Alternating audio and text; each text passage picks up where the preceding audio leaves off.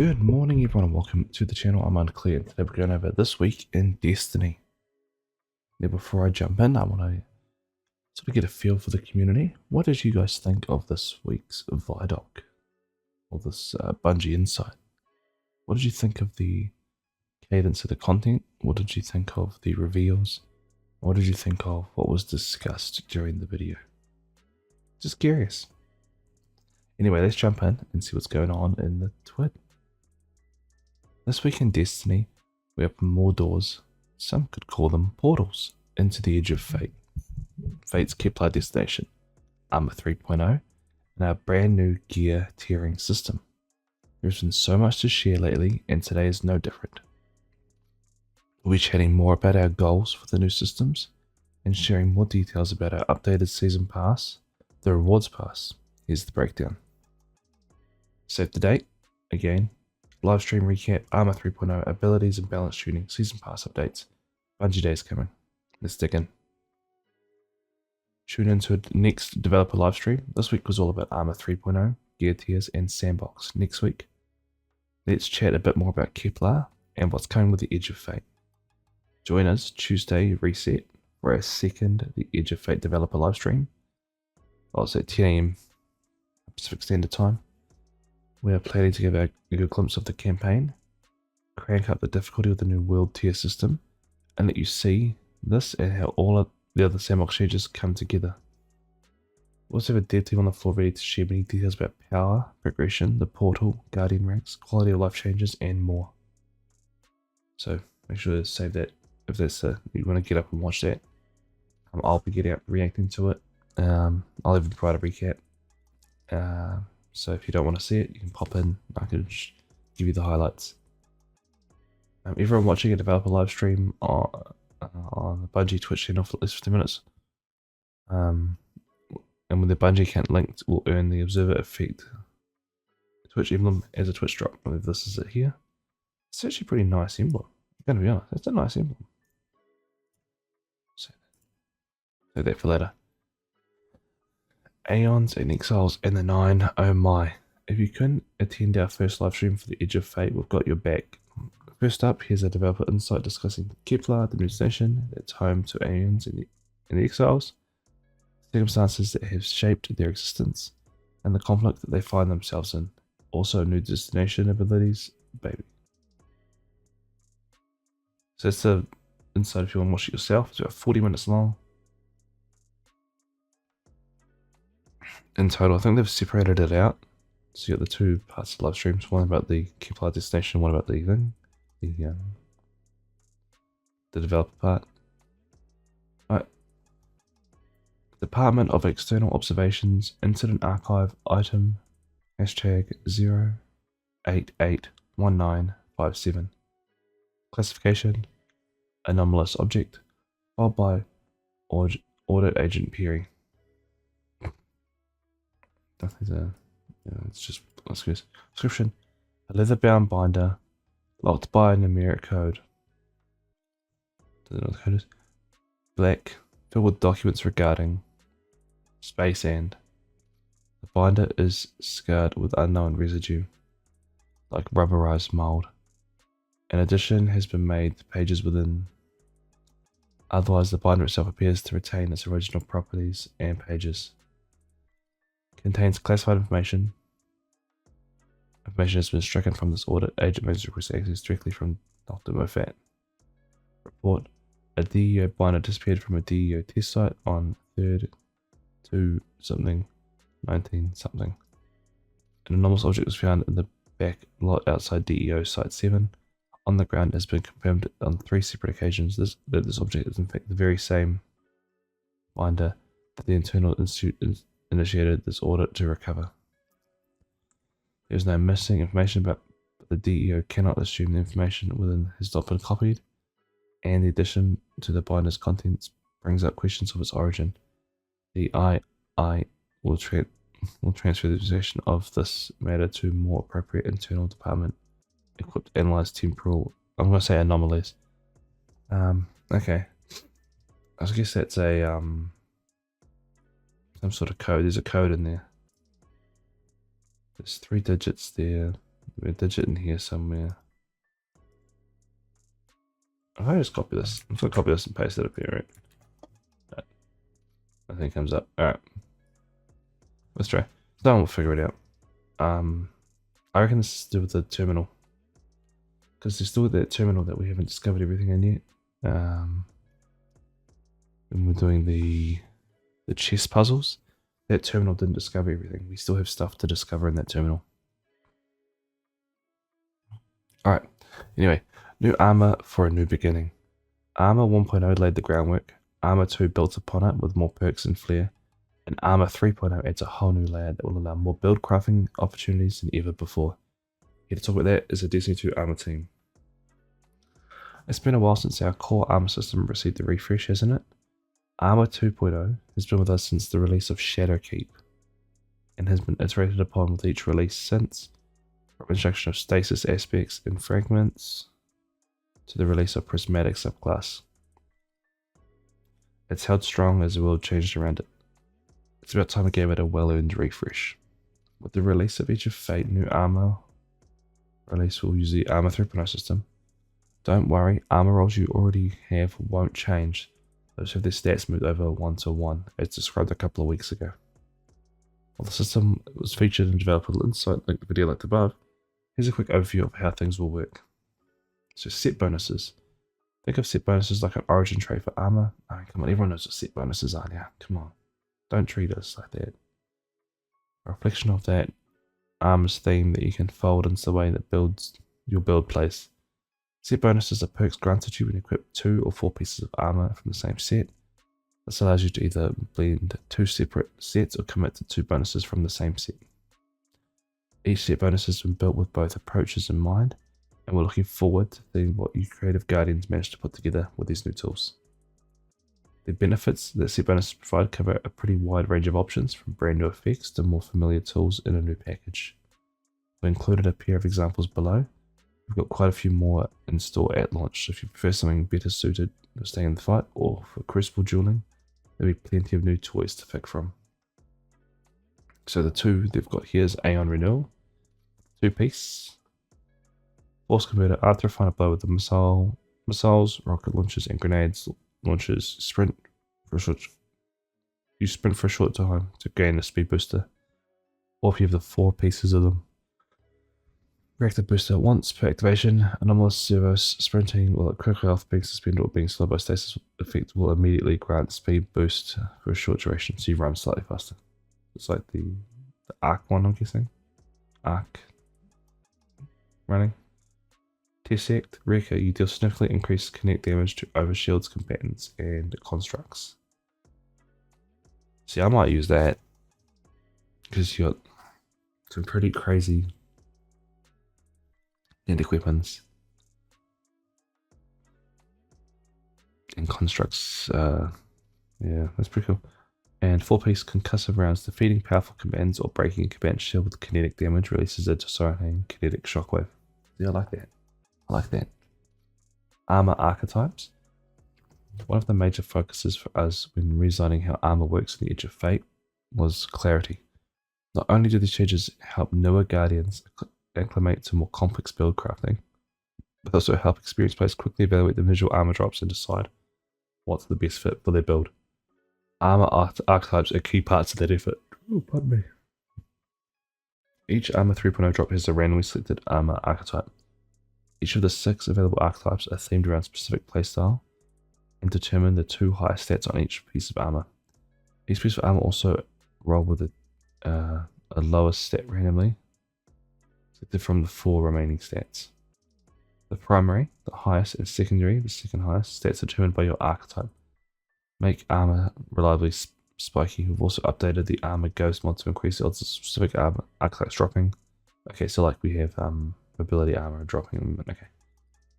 To make seeking out the best armor for you easier. Overall, we've found a system that makes it much easier to earn armor where its stats are landing where you need them to be, rather than stats you don't want for your build. So here are these will be ghost mods. So like we have mobility armor, resilience armor on their ghost at the moment, so you get all these stats spiky. These will be replacing those. So Paragon, put that on. Super primary, melee secondary. So you, okay. Grenadier, grenade primary, super secondary. Specialist, class, weapons. Brawler, melee, then health. Bulwark, health primary, class secondary. Gunner, weapons primary, grenade secondary. Yeah, so I wish there was a health and class one. Like, why isn't? Oh well. Yeah. You notice they're all like top and bottoms. They're all like one from the top three, one from the bottom three. Masterworking, with all new and shiny armor set bonuses to try out, we wanted to make sure that it was easy to try a new piece of armor. So we've updated Masterworking system for any Armour 3.0 drops. All Armour 3.0 will have their maximum armor energy available regardless of Masterwork level. Masterworking armor no longer increases all stats. The amount granted by the primary, secondary, and tertiary stats roll will not change with the exception of armor mods. Masterworking now increases the lowest 3 stats on the piece of armor by 1, with each level has a maximum of +5 in each hit, or 15 in total.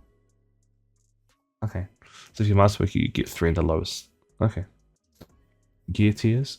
A piece of gear here represents its quality and strength compared to other legendary drops. For example, higher tier weapons can drop with enhanced perks, special weapon mods, and at tier 5 unique visual effects. For armor, this primarily influences the total stats of each piece of gear.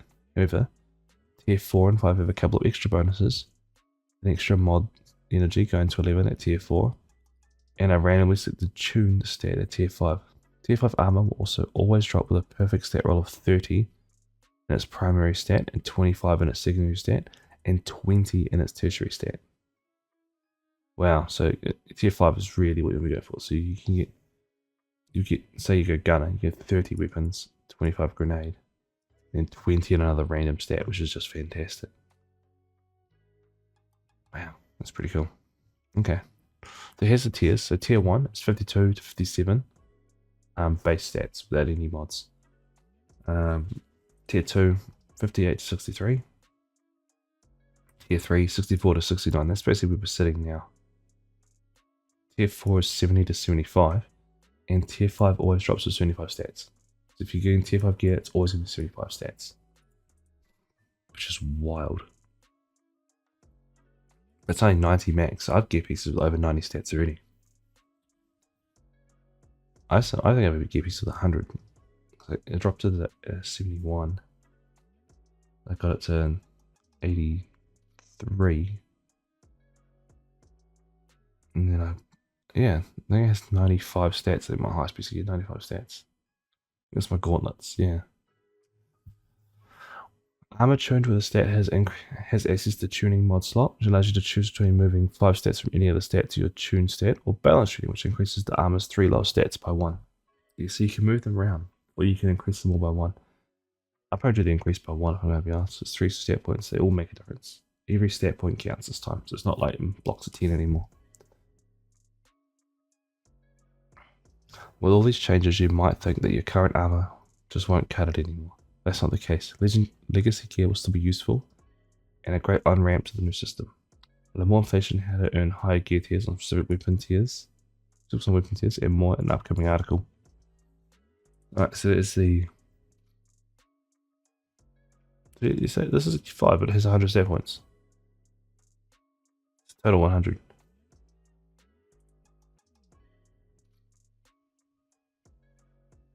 Yeah, and masterwork plus this guy.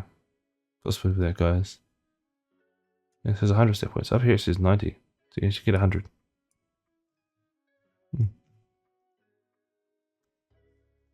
That plus chargeable light mods, you can get like 160 for one piece of gear. 160 stats out of one piece of gear. That's wild. If you want to know what I mean by that, I can link a chargeable light video down below. It's one of my builds. I have 160 stats in 2 things already. Alright. We also took a seasonal gear and refactored it into new gear to provide focus for build crafting throughout the game's various activities. New gear can offer more lethality and PvE content. Drop with seasonal bonus power and receive bonuses from current seasonal artifact. It's easily identifiable with a unique color border and icon background, so you'll always be able to find it. specific weapons will be considered new gear. There will be an exclusive PvP playlist where players must use new gear to face off against each other, with the intention of being to create a more even playing field for newer players and to test out builds for those who want to experiment. New gear will include a 10% bonus for weapon damage and a 15% bonus for damage resistance. It's actually up to. You don't get a flat 10. It's up to. It's tiered depending on what tier system you have. Like a tier 1 weapon gives you 2%. Tier 5 gives you 10% for that slot. These bonuses will not apply to PvP or the contest mode of the upcoming raid. Okay. They will not apply to the contest mode of the raid. We'll have additional information at a later date on how system works, what gear qualifies, and more. So exotic armor. Long term, hopefully, we hope to eventually add support for exotics to access the benefits of higher tiers using a dedicated system that reflects their nature as unique centerpieces in your builds. Although the system won't be ready for the Year of Prophecy, we want to make sure the exotic armor could benefit from armor archetypes in the reworked mastery system. While existing roles will be converted 1-to-1 to new stats, new drops of exotic armor will be upgraded to Armor 3.0.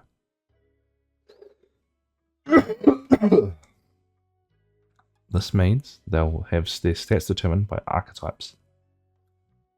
Receiving the new masterworking system and drop with fully mod energy by default. With these drops with no specific gear tier, their stats will roll as if they were tier 2. Once masterwork, this should be comparable to all but the very best Armor 2.0 rolls. Yeah, yuck. To make this transition easier, 81 will be offering 20 free focus exotic armors per account to anyone who has tower access prior to the release of Edge of Fate.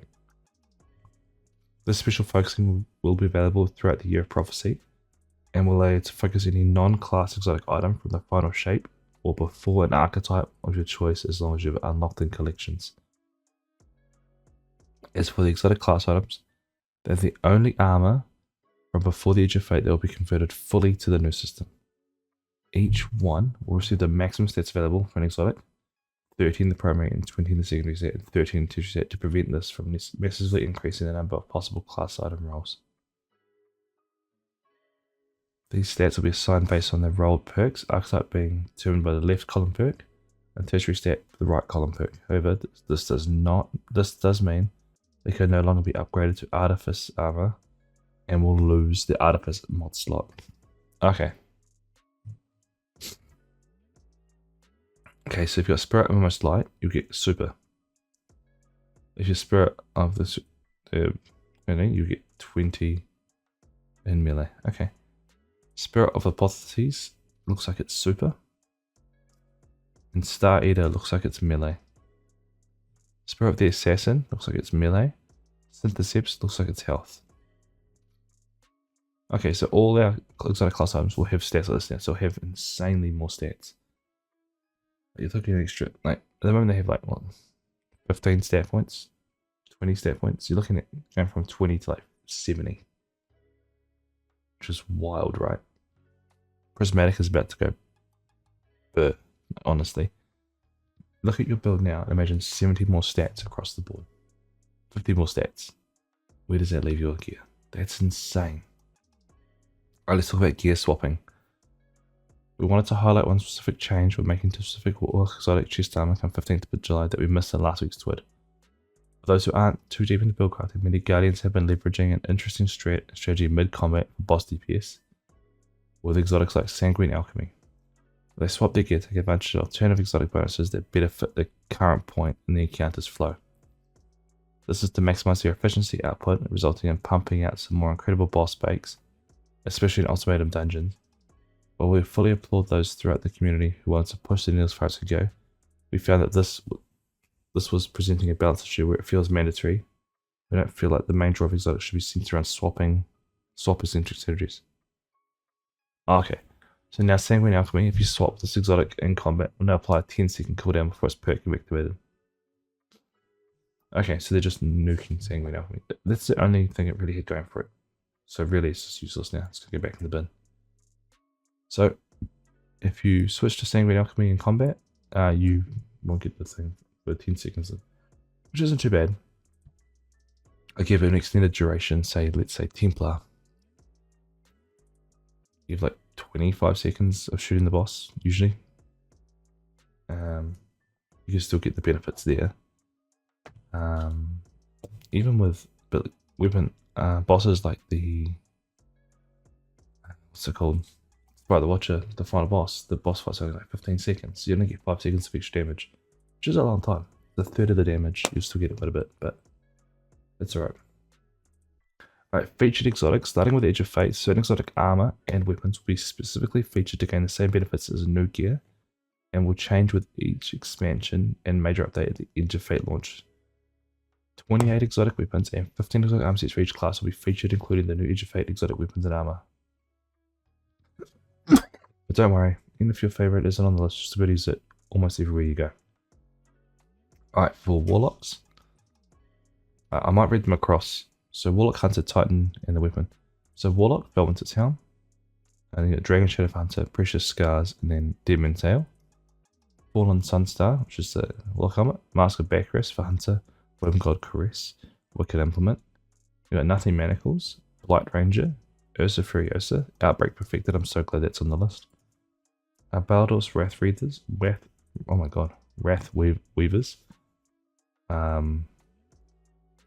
The Sarachian's Facade, the Iceful Mantle, Barodiad. I'm so glad if they didn't carry over, I wouldn't bother. But I mean, alright, we have Starfire Protocol, Mask of Belty, Point Contact Cannon Brace, and Lumina. Wings of Sacred Dawn, Caprice Sting, Pyrogale Gauntlets, Wishkeeper, Mantle of Battle Harmony, Oathkeepers, Wishful Ignorance, New Land Beyond. That had to carry over. That's a new exotic. Metadoxia, Arthur's Embrace, Christabel Philippi, and Aegis Scepter. The Rhymecoat Raiment, Renewal Grasps, Actium War Rig, and the Navigator. You got Geomag Stabilizers, Caliban's Hand, MK44 Standardsides, and then Arbalist. Promethean Spur, Gifted Convention, Peregrine Greaves, Centrifuge. Boots of the Assembler, Lucky Pants, Phoenix Cradle, Tommy's Matchbook. Decant Filaments, Star Eater Scales, Path of Burning Steps, Choir of One. You got Swarmers, Speed Loader Slacks, Abandoned Leap, Polaris Lance, Iononia, Mirai, and Melis. There's the 3 new exotics. We have Graviton Lance, Iriana's Vow, Devil's Ruin, Hierarchy of Needs, Slayer's Fang, Lodestar, Linda Vacuous, Microcosm, Winter Bite, Woodline Zero, Finality's Augur, 3rd iteration, Graviton Spike, and a redacted exotic.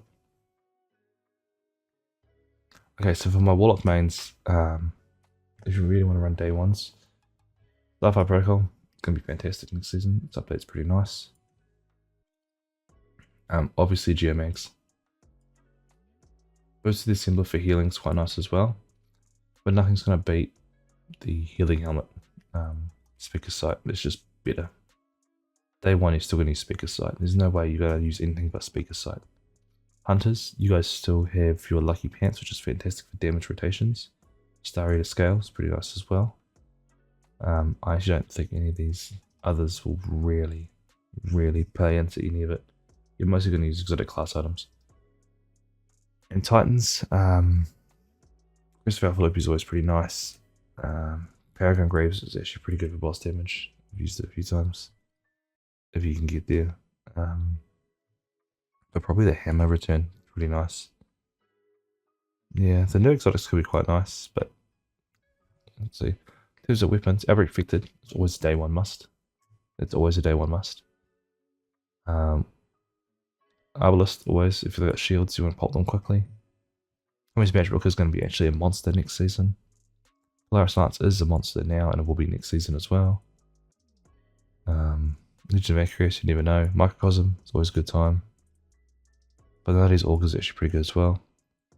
I'm looking forward to seeing what that redacted is. Alright, balance of the scale of abilities. Stats and abilities go hand in hand.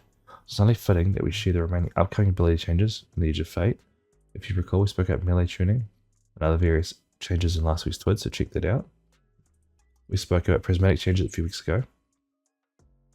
But to summarize, it's been a bit too hot since release and made some challenges trivial, so we're reining in to be more aligned with other subclasses.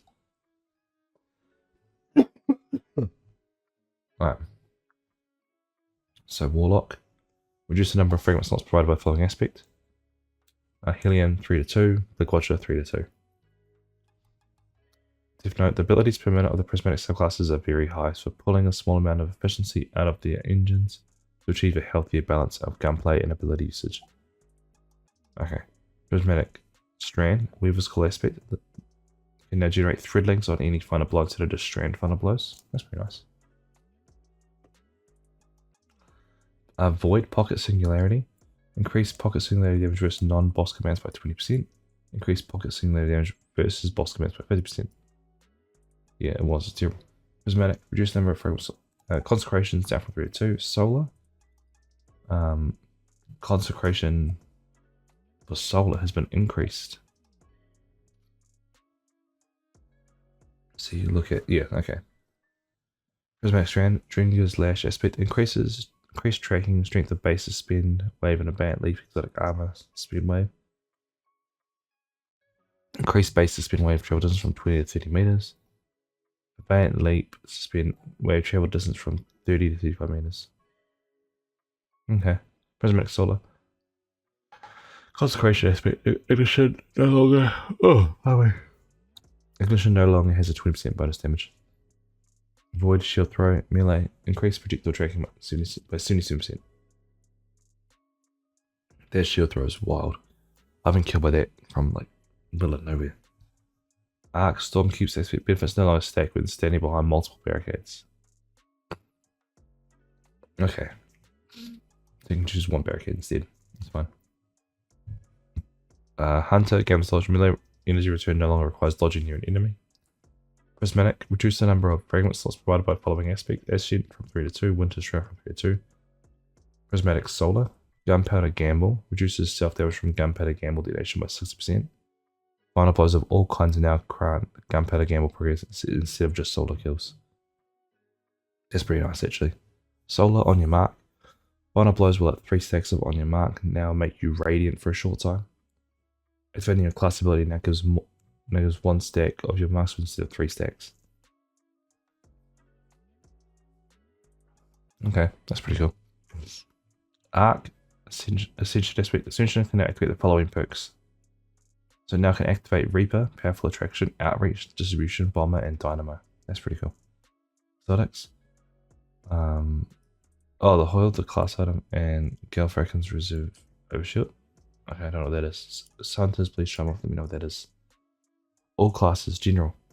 Increase all damage. Increase damage with bosses, mini bosses, and champions by 15% for these grenades. So Arc, Flux, Arc Bolt, Flashbang, and Storm all get increased damage against bosses. Everything. Across the board, 15% more damage. Void, Arc Bolt, and Suppressor. Solar, 5 Bolt Strip Mine. And Kinetic, the Rock. The Forerunner grenade. So all those grenades give 15% damage bonus. All damage types ability energy returns from perks passive and regen now scales based on the requisite stat. Void. Devour. Reduce Devour heal amount from 200 to 140. Okay, so Devour's getting nerfed. Strand. Increase the base suspend duration. So Strand now suspends from 5 to 6 seconds. Stasis. Stasis Shatter. Stasis Shatter damage now stuns overload champions instead of unstop. Okay, so it does overload, not unstop anymore. Arc, Flux Grenade, significantly reduce the base cooldown time. Increase projectile size to make it a bit easier to stick to targets.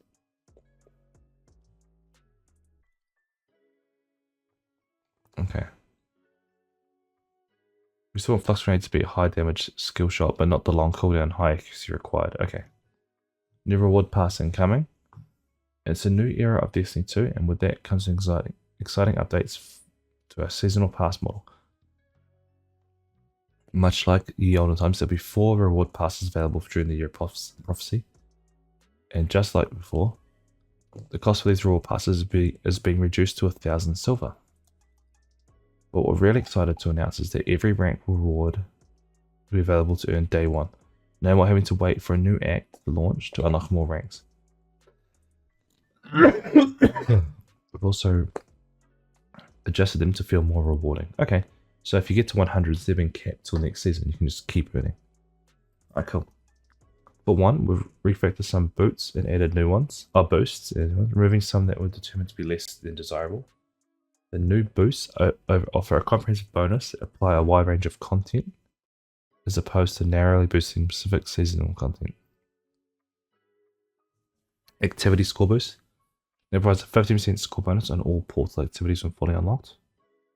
Primary and Grand boost increases the possibility of desirable armor and weapon drops from portal activities. Weekly challenge boost allows players to compete in the various weekly seasonal hub challenges faster, streamlining access to additional high value rewards. XP boost has been refactored to apply a 40% bonus to XP earnings when fully unlocked, along with a 20% bonus to fire team member XP. Additionally, the total number of XP boosts has been reduced to make it space for more additional rewards. The track looks pretty strong. I mean, look at 101. Exotic engram, exotic engram, exotic. So you get like 4 exotics. 1, 2, 3, 4, 5 ascendant shards. 6 prisms. Synthwave, shader, class, transmit effects, and helmet. That's within 10. 20 rewards and 10 slots. That's pretty crazy. Secondly, the premium track armor rewards have also been reworked so that players will require a full set of both PvE and PvP armor, and the free track will offer 5 pieces split between the 2 sets, allowing players to unlock a potential set bonuses for each. Okay, that's pretty cool. Thirdly, we took out past our reward allocation to ensure that we're providing as much value as possible for all players. The allocation of various free rewards has been increased, and players will be able to acquire more cosmetic rewards within the first 100 ranks of the pass, compared to prior seasons. With a return to 4 passes per year, we've reduced the pass ranks down to 110. Why the extra 10, you may ask? Well, the extra special. While we set out to reduce the overall grind and remove time gating to reduce introducing during episodes, we still wanted to preserve some aspects of the aspirational progression and chase rewards that our largest seasonal passes provided. These additional 10 ranks are packed with valuable rewards for both free and premium players. It requires 500,000 XP to earn each, and can only be acquired through gameplay. While we have ensured that the first 100 ranks provide more valuable than ever before, we hope you also enjoy having the additional rewards to chase after receiving rank 100. We've got Bungie Day,